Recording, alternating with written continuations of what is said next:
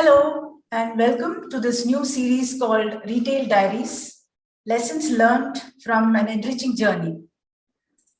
We have with us someone who has worn many hats in the retail industry, who did his master's in industrial engineering and marketing management, had a stint with the Indian Air Force, and then moved to a totally different field, namely retail, where he went on to set many new milestones and achieved many things. We have with us retail industry veteran Surender Gnanaolivu. Hi, Surender. Yeah. Hi, Jaya. Good to be here. Same here. Thank you for joining us. Yeah. Thank you for calling me in. Look forward. So, Surender is here to talk to us and take us through his journey in the retail industry, covering many aspects from store design and store planning to store operations, and talk about all those things, the important things that hardly ever get talked about, but which make a huge difference. In this first episode, Surender will tell us how he went beyond his JD or job description and how that made a difference to his career in retail. So over to you, Surender. If you could go back to your early days in the Indian Air Force and tell us how you went beyond your JD there and that sort of set the context for your career in retail. So 6 years in the Indian Air Force as a flight lieutenant, that was really a lot of surprises for me in terms of career. I went with certain expectations, but things were different, as always in jobs. Before you join, what happens? Right. So my key role there was to keep a set of surface-to-air missiles combat-worthy. Okay. My job was to periodically test them, ensure that the right parts are there, and all the vehicles which carry them and to the launch site are kept in good condition. Okay. So one key thing, so that is my JD. That is the main thing was there, and of course a set of about 150 people who reported to me. I had to make sure that they were also motivated and kept. Right. It's a highly SOP-driven environment, as you know. The military is highly SOP. But how to make sure that you go beyond, I wouldn't say beyond the SOPs, I wouldn't dare say that, but beyond the JDs. Not in the Air Force, JD, absolutely not. So beyond the JD to deliver, more than what is expected. So something you realize there is that something called internal optimization. Many times in our workplaces, we keep complaining, saying that there isn't enough budget, enough resources, enough this, enough that. But in the military, in the Indian Air Force, or anywhere else, it's like you're given the set of equipment, set of people, set of processes, and said that's it, and you deliver what is required to be done. Okay. So internal optimization is something that I learned. The set of people, and unlike in a company, you can't do an appraisal and say, get the guy out. You are with those people. Right. So understanding that is very important. And in internal optimization, I also realized that it's not just my team. But there are also other teams who are supporting my team who need to be actually included in my processes. Therefore, I took a lot of. So there were two things. One was the vehicles which were carrying the missiles. They were very much dependent. My performance was dependent on these vehicles, and also the logistics which supplied parts.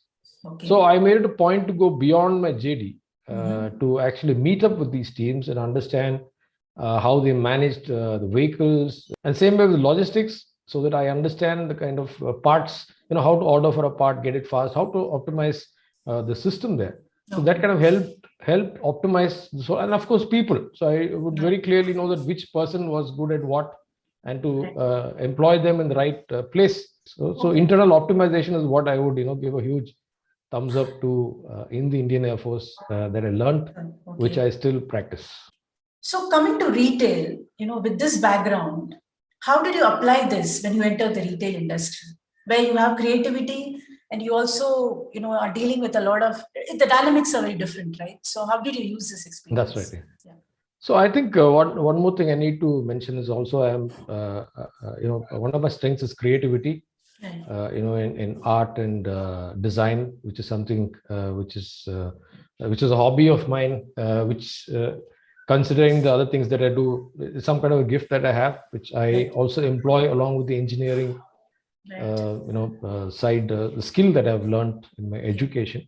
Okay. So after leaving the Air Force, I had a tough time actually convincing people to get me into the creative field. Finally, I did that, and after 6 years of working, I had to do a test project for a agency called RAMS, which specializes in BTL. Right. And I got the job, and soon I was also the studio head there. And one of the key reasons they got me there was to bring creative ideas to realization. See, one of the problems which was there in the BTL industry was the engineering aspect. How do you create a design, and how do you ensure that it gets realized? That is one part. So one of the key reasons why they hired me there, my JD, was to ensure to be the studio head and ensure that the creative ideas developed by some very good designers that would hit the market. So that was my main job. So I realized that in the Indian Air Force, it was internal optimization, but in RAMS for me it was external optimization. Very interestingly, I realized that the kind of solutions that we created there was based on, one side is the brand, the other side is the vendor, and third is the market. So these are all external stakeholders in the whole design process. So I needed to understand the client. So therefore, not only was I doing the studio head, I was also doing client servicing. Wherein I would have to go make presentations, talk to the client, and get all the stuff that they want. But this two key things which I did for external optimization beyond the JD of a studio head was to go into the market and meet with dealers, be on the street, meet with dealers and understand what is it they look for to accept a design solution, look at different configurational aspects of retail design, the way the racks are, the interiors of stores are, meet dealers, understand their mindset. That is one side. Other side is vendors. So vendors, there are different kinds of vendors, mass production vendors, customization vendors. Sitting with them in the factory, understanding the kind of machinery that they had, and so that the whole cycle from the design to realization was met. So it was a great experience of external optimization, in advertising. So, from what you're saying, so on one hand, there is the constant need to upgrade oneself, to be open to, learning other skills and understanding the practical reality of the environment.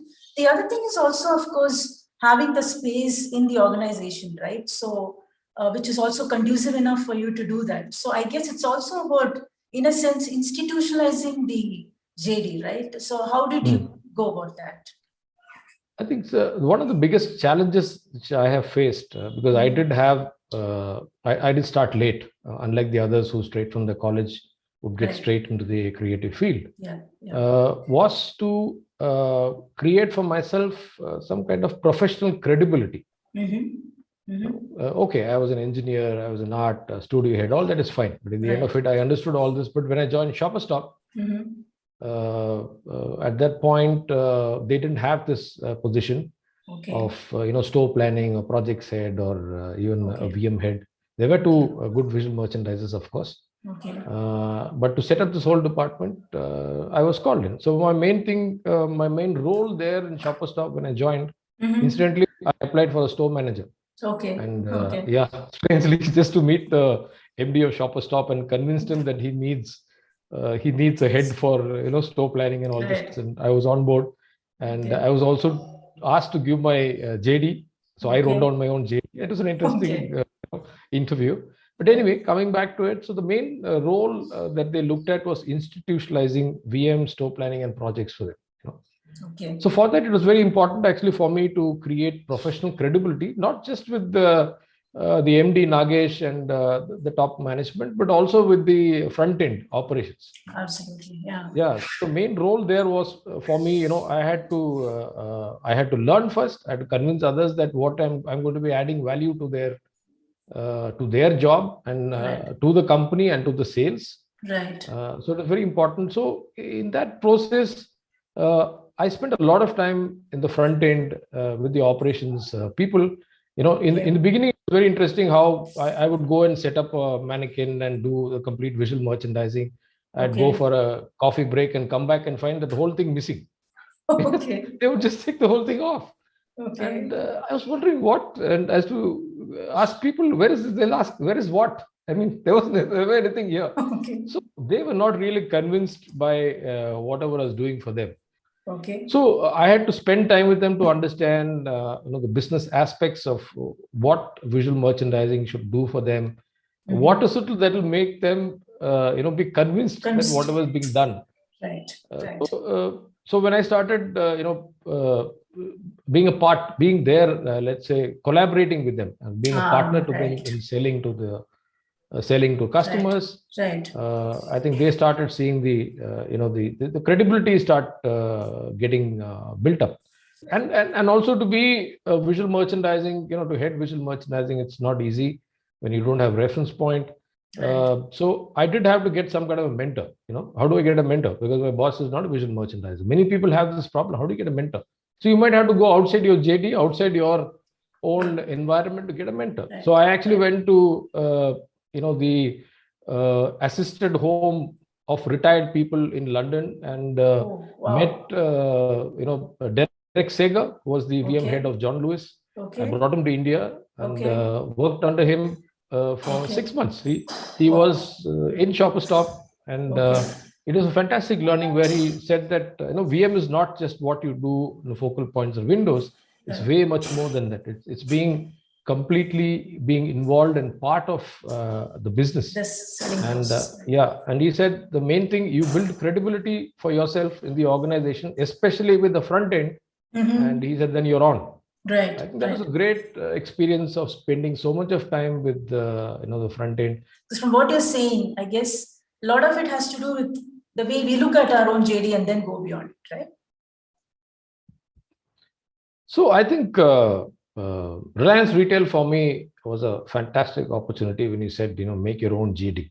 Okay. And at that point, I had options of a very large, another large, well-established department store chain to join when I moved to Bangalore from Mumbai for personal reasons, plus Reliance Retail, where I met the sector president, Biju, and he said, you know what, you don't have a JD. You just join and we'll figure out what is to be done. We have something in mind, but why don't you join and do that?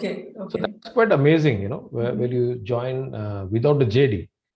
And that's what I liked, where you had, and there was so much of learning that came out of this very, very loosely put or floating JD, as I called it. So I got to meet some great professionals in retail from other parts of the world, where we were looking at various tie-ups with brands. And they kept saying that their main job was to be business enablers. Right. So it was not just about doing visual merchandising or store design or projects. Okay. No, it's interesting you mentioned business enablers, because I guess it also brings to my mind the things that we have always talked about, which is that the primary responsibility of a VM head is that of creating a viable retail brand, right? It's not just about the visual aspects, right? So can you talk a little more about that in this context, especially? Yeah.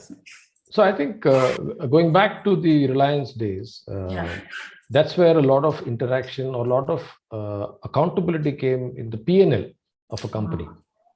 One needs to see how you fit into the, how your role fits into the P&L of the company.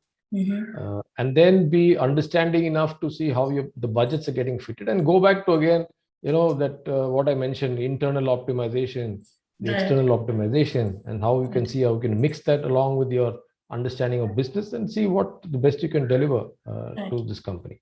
So going from there, I joined Mahindra Retail as the head of brand experience. Brand experience would mean right from visual marketing, CRM, visual merchandising, training, and projects and store planning also. So in a sense, everything came together, right? Yes. So there I realized the role actually was, brand experience. What we're trying to create through visual merchandising, marketing, how all of it kind of converges offline and online, because both was there. I was handling both of it. Okay. how it kind of comes together to create a viable, brand Brand. for the company. I think that is a very, for building a viable retail brand is a huge role actually. Right. Right. And how you look at, budget setting. When the company is doing poorly, you can't say, obviously you can't go and say, I would have done better if I had better, budgets. That's not, you got internally optimize, optimization, you have to do internal You work with what you optimization and have, see. basically, right? Absolutely. And use creativity there, use a lot of your, ability to adapt to the situation, to deliver, continuously support in creating this viable brand. Yeah. Constantly, year on year, despite inflation, we were bringing down the cost of store construction by 10 to 15%. Okay. We bring it down not by doing cheaper looking stores, just by doing better engineering. Right. So it involved a lot of work in reducing not only capex but also opex. Right. How do you bring down costs of running a store? How do you make it? How do you reduce the number of staff in the store? We decided to reduce the number of staff in the store because, again, going back to the P&L, it didn't make sense to have so much of staff. Therefore, the visual merchandising and communication in the store had to be upped, so that the customers, the store, they could get what information they want from the store. Right. So this strategy and that strategy had to go together, and it was a great experience of creating a viable brand there. Yeah. No, so going back to the concept of JD and to all that you talked about, essentially it's about finding solution to a problem, right? I mean, as long as that is the core focus, then you automatically go beyond your JD in a way that it's makes sense, it makes a difference to you and to the organization and to the business, right? That's right. So I think as you mature and grow in your this role of enabling businesses or creating viable retail brands, it's about solving problems. That's the next level. One is this aspect of it. Then you're going to the next level. Okay, you've done all that. What next? Right. Next is about finding solutions to problems to your entire, I would say, your entire stakeholders. How do I solve a problem? It could be a financial problem. It could be a consumer problem. It could be a marketing problem. It could be a design problem, whatever it is. So it's all about, solving problems. Right. So I think the last 7 years, in my career has been the most, I would call challenging, because I really have to, prove myself to every single person, every single client. I've handled more than 100 clients the last 7 years. Right. And it's about, and I keep constantly telling myself that I am what I can do. It doesn't matter whether I was in Shoppers Stop, Reliance, Mahindra, whatever. I was doing this, I was head of that, vice president, all that stuff, VP. All that doesn't matter right now. Very clearly, clients are saying that I have a problem. Can we solve it for me? Right. So it's not just about giving ideas. Many people think, it's about giving a strategy, giving an idea, and then that's it. It's not that. It's about solving problems. So I think that is so important. For that, one needs to understand clients from the inside, think like a client. One need to understand vendors. One need to understand investors. One need to understand consumers.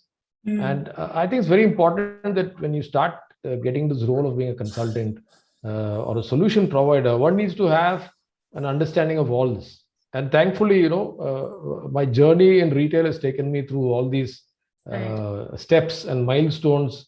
Learned it the hard way, that's helping me solve problems. At least endeavoring to look at problems and see how we can solve them using design and creativity and innovation, technology. All that comes part of it, right? You have to stay relevant. So if I'm saying that I am what I can do today, one needs to understand what does the market require. Market requires you to understand business, creativity, design, functionality, technology. Right.